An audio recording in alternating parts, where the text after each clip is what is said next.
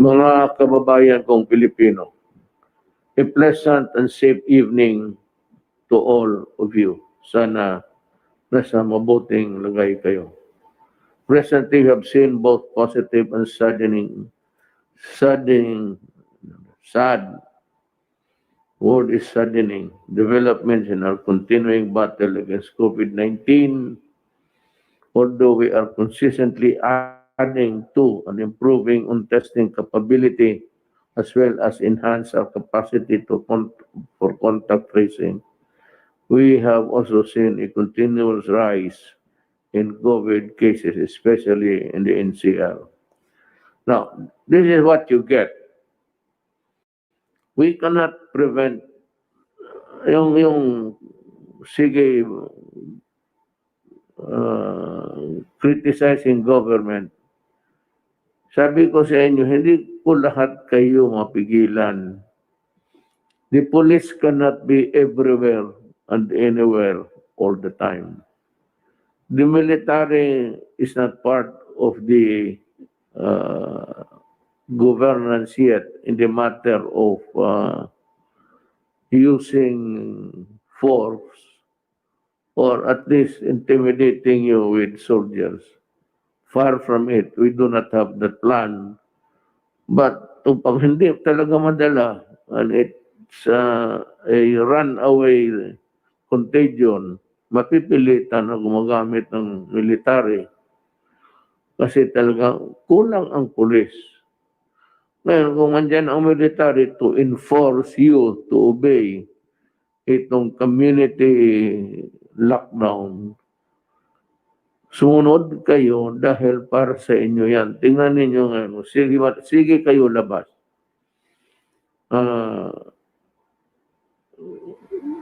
Di umami yung contamination ng pasa.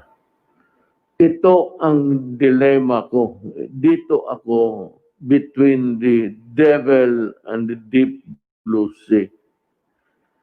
Gusto na mga doktor na i-lockdown kung may mga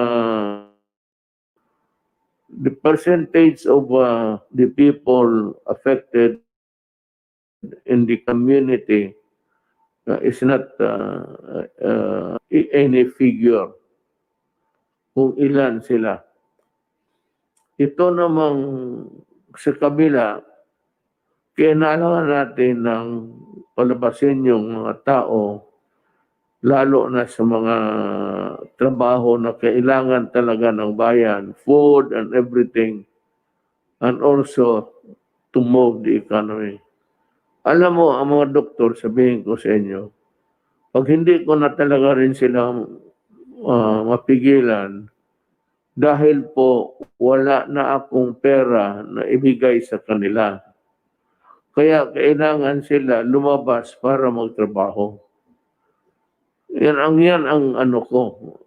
I-lockdown ko. Ubos na yung pera na binigay ng Congress na bigyan kayo ng ayuda. Yung pera panggastos. Wala na ako niyan. Sabi, on your own ka, totoo. Kailan lumabas ka para maghanap buhay, para makakain. So I'm telling the doctors, much as I would want really to give in to your demands, especially in the matter of lockdown, I want it because I do not want the contamination to continue. It's a it's a thing that's running like whatever. It's a continuing thing. Tapos, ito ngayon yung kailangan ko rin bitawan. So, do not be surprised if there's a rise. One, yung ayaw talagang maniwala that for any reason they want to get out and well, I don't know what you want to accomplish, but if it's food for your family, medyo tatanggapin ko yan kasi hindi ko na kayo mapakain lahat eh. Noon may pambigay ako. Kung meron lang akong pambigay, ibibigay ko sa inyo araw-araw para mabubuhay kayo, makakain. Problem is, the funds are already depleted. Deplete na ang ano natin, at kailangan natin ng magtrabaho yung iba. The challenges are daunting, but we will not be defeated because we have the strong faith in God. Totoo yan. And in the resilience of the Filipino people. Totoo rin yan. Sanay tayo dyan. Our National Action Plan against COVID-19 is also strong. At ginagawa namin lahat. Lahat ng magagawa. Ginagawa namin para sugpuin itong COVID. But for yung mga rason na yan, yung ekonomiya, pagkain ng tao, i-balance mo doon sa lockdown. Yun na lang ang magawa natin, hinahabol natin. And then, maligaya ako. Kasi ang Russia, kaibigan natin ito. Hindi tayo lang, wala tayong away sa Russia. Kaibigan natin. Ang ano nila is magbigay sila ng bakuna. Wala naman silang sinasabi, bayaran mo. Ito, tingin ko kay President Putin, tulong niya sa atin libre. Kaya ngayon, tinatanggap natin at kung ano ang supply, mag-usap pa kami kung ilan ang supply at kailangan natin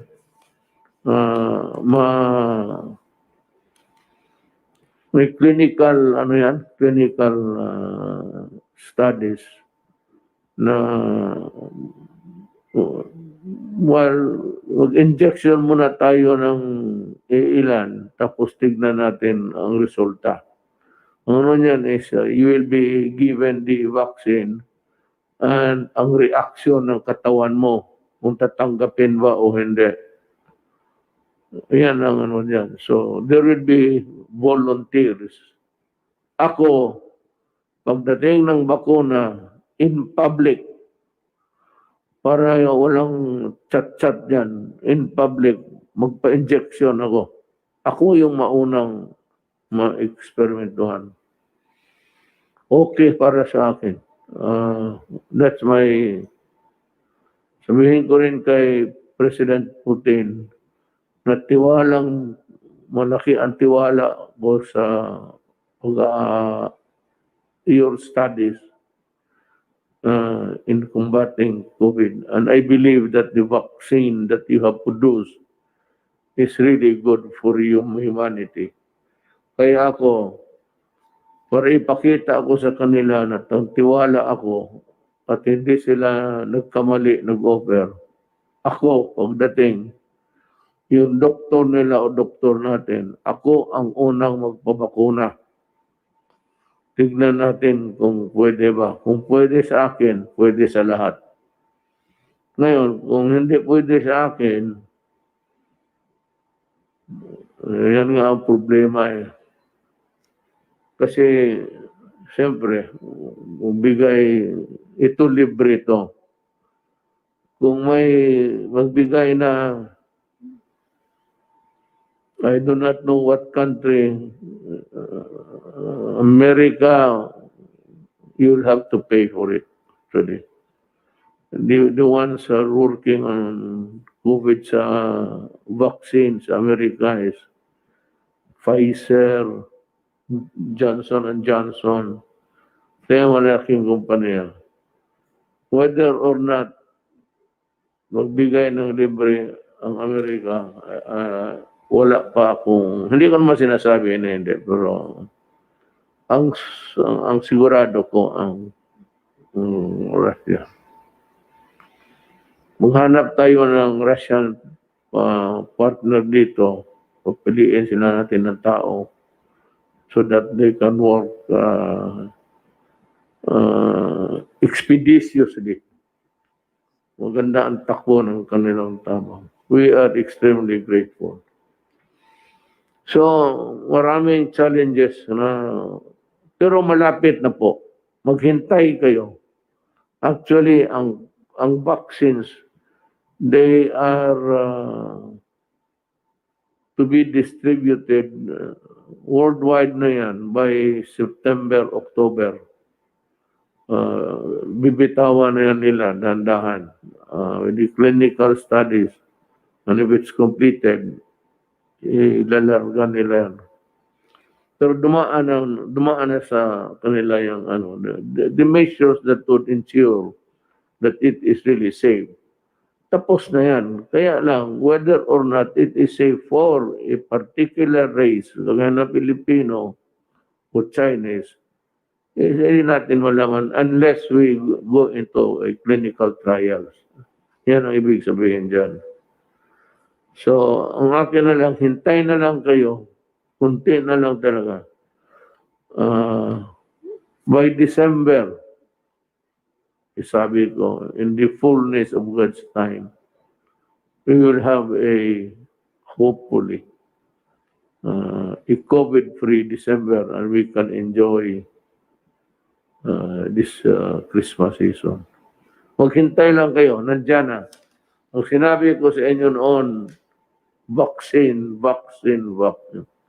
Ngayon, ang vaccine nandito na. Itong may sulat dito,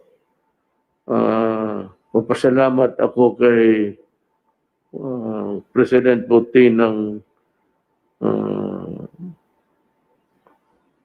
Russia.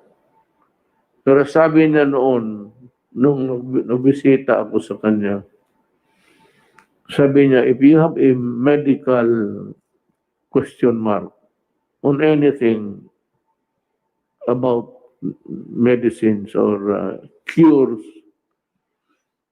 feel free to call me and anyone you'd like to be confined and treated here in Russia, we will. Yan ang sabi. And we will help you develop the medicines that your country needs. Sabi talaga niya, wala lang follow-up kasi it would require a constant communication and exchange of ideas. Napuputol because walang follow-up. I do not think that Russia would renege on its promise. And so I am asking the Secretary of Health to look for the best guy to be dealing with Russia in this area. The transfer of technology of the vaccine. So nandito sa harap ko ngayon ang papasalamat. Hindi ko na lang basahin lahat. Basta I said na galing sa puso ko, nagpapasalamat ko ako sa inyo sa mabuting loob ninyo sa Pilipino. And someday, we will makabayad mo lang kami sa utang ng loob sa inyo. But I promise you that the Philippines and Russia will remain friends forever. And ako, I do not take sides in the geopolitical struggle. Basta ako, Russia. Salamat po, pipirmahan ko itong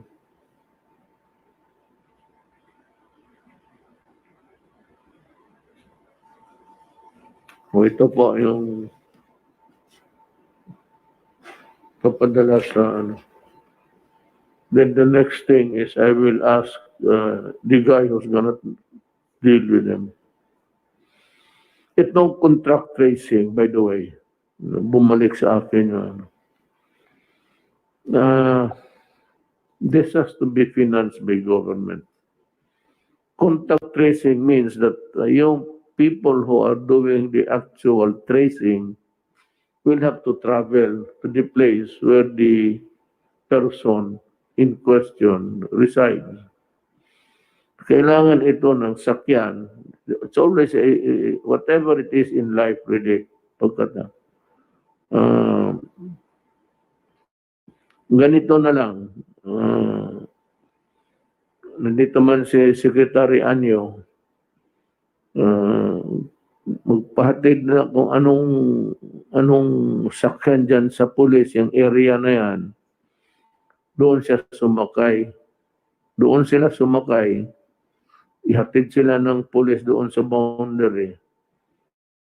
Beyond that, ibang pulis na naman ang magsasalo sa kanila para hanapin yung tao. Because the police have the resources, pati yung barangay captain, na malaman nila kung saan ito nakatira. That would be the fastest way of doing the tracing. Kasi, pero kung may pera at may sakyan, hindi better. Hindi ko na mamulistya ang pulis. Pero kung wala, then the police has to sacrifice and contribute to the solution of the problem now. Yun ang mga pulis ko. Total, wala kayong masasabi sa akin. Full support ako sa inyo. At yung mga kaso ninyo na duty connected, huwag kayong mag-alala, sabi ko. Didepensahan ko kayo. And for those, hintay lang kayo. Basta tutulungan ko kayong lahat. At hinihingi ko sa inyo, tumulong lang kayo rin sa ating bayan. Walk the extra mile to help our country. At sa ating mga kababayan, hintay ka lang. Nandiyan na yan. Pagdating yan, ako nga mauna. And then, I'm sure that it will be good for me and for us. Maraming salamat po.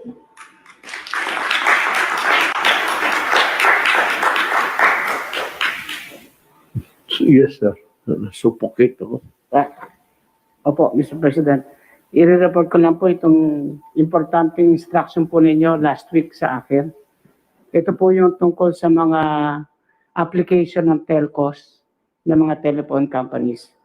4 po na kumpanya ang nag-apply po, ang Touch Mobile and Globe Telecommunication, Smart Communication, ang Dito Telecommunity Corporation, at yung mga iba pang maliliit na mga kumpanya katulad ng Huawei at iba pang mga kumpanya. Sa utos po ninyo ay inimbentaryo namin yung lahat po ng LGUs kung saan po meron pending application for 2020. 55 probinsya at 25 cities. So bali 80 LGUs. Total po ay 1,930 applications. Na-approve na po ay 1,502. Ang natira lang po ay 428 na pending application, at ito po ay babantayan namin para siguradong hindi po magtatagal dahil sa lumang sistema, 241 days, 19 permits, at saka 86 document requirements. Ngayon po sa ating bagong sistema po na pinapapatupad ninyo, 16 na araw na lang, 16 days, at 8 permit na lang po ang kailangan, requiring 35 documents. So sa loob po ng susunod na linggo ay babantayan ko itong mga pending na ito. At sisiguraduhin po natin na dapat ma-aproban, at kung hindi man, dapat malaman natin ang dahilan bakit hindi na-aproban. So bibilis po yung ating proseso sa application ng telcos. Ang pangalawa pong instruction po ninyo, yung pagpapalabas ng preventive suspension sa mga barangay captain na nagkaroon ng mga malversation, corruption, estafa, at iba pang mga graft-related anomalies dito po sa pagdidistribute ng SAP. Ang ating pong CIDG nakapagtala ng 155 criminal complaints At ako po ay nakipag-ugnayan kay Ombudsman Manuel Martires at ang kanyang opisina at naisabit na po namin itong mga kaso na to at within the week po ay inaasa namin na initially ay 50 barangay captain ang makakaroon ng preventive suspension habang iniimbestiga po ng ombudsman ang administrative aspect ng kanilang mga kaso. So ito po ay merong 13 sa NCR, 13 sa Region 1, 10 sa Region 2, 3 sa Region 3, at 11 po sa Region 4A, total of 50 barangay captains. Ito po yung initial at ang mga iba pa ay susunod lang po sa patuloy na pag-iimbestiga ng ating ombudsman. So yun po yung dalawang importanteng instruction na ibigay niyo po sa akin last week at nagawan po natin action. Kindly include that, insert that in the talk sa programa. Importante kasi yan malaman ng mga barangay. I'd like to thank Secretary Anyo for his work in going after corrupt officials. Sabi ko na nga, ulitin ko, the reason why ang mga telco nahirapan kasi yung mga tower nila, it's not being acted upon and there are so many requirements that are being asked by the local government officials. Ngayon, yung mga nahuli, talaga magdusa kayo. Sinabi ko sa iyo, I've never been serious as I can ever be in my life. Huwag kayong magkamali talaga. Ito, habulin ko kayo hanggang preso. Malalaki ho ang parusa ng graft and corruption. Huminto kayo at huwag ninyong pahirapan ang Pilipino, not the government. Kayo yung walang service, mahirap dito. Kasi hindi sila makapagtrabaho, walang tower, marami kayong hiningi. Any permit for that matter. Mga sa local conversion, a delay of 200 days is totally unacceptable to me. I've been a prosecutor sa Tanod Bayan noon, wala pa yung ombudsman. At yan ang gusto ko talaga. My training at least involved a lot of prosecution of criminal cases in court sa corruption. So, yan ang ano ko ngayon. Maligaya ako sa trabaho ni Secretary Anyo. Talagang ipahabol ko kayo. Tsaka walang pakiusapan. No mercy ako. Either supporter kita, tumulong ka sa election, sinabi ko sa inyo, ang pinakatulong na magawa mo sa akin is huwag mong pahirapan ang gobyerno to act. And these are the projects of government.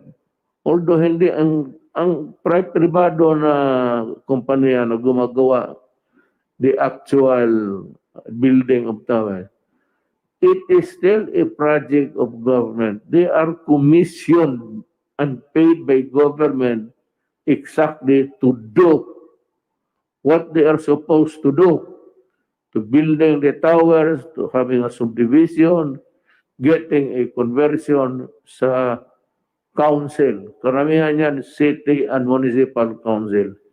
Do not give me that shit na abutin kayo. Kundi, demanda ko kayong lahat.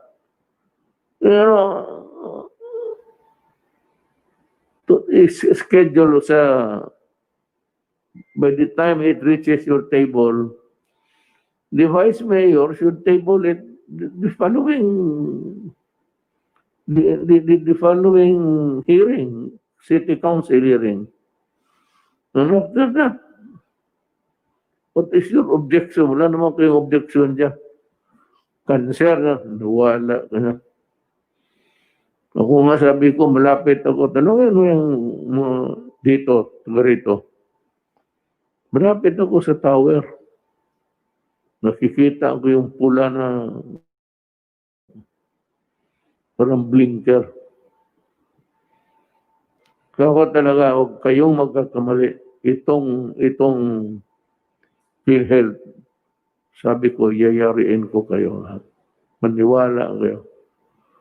Yung mga inosente naman, wala kayong dapat, tahimik lang kayo at continue working.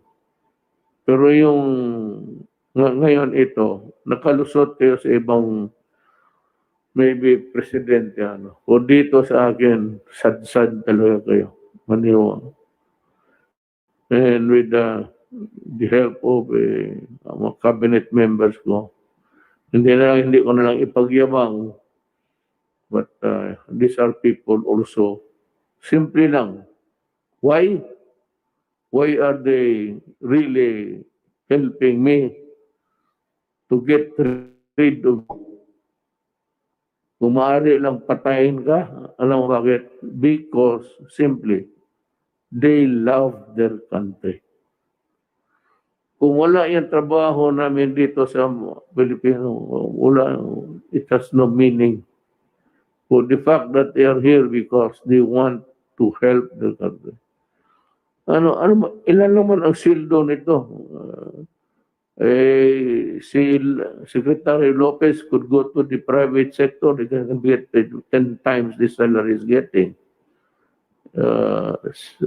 Gano'n rin si General Galvez, si General Anyo. Makahanap kan sila, magnegosyo sila, tutubo pa yung pera nila. But the fact is that they are also sacrificing. Ilan naman sweldo nila? Kakasakal kayo, bilyon-milyon kami dito. Pinakababa ako, Presidente. You know how totoo? How much? It's 194. Kukumute pa ako Davao, Manila. 2 asawa. Totoo man yan. So, alam man ninyo, noong nagkampanya ako, I was very honest with you. I said, I have 2 wives. So when you have 2 wives, you have 2 families. Paano? Hindi wala. Talagang, yung isa naman, so,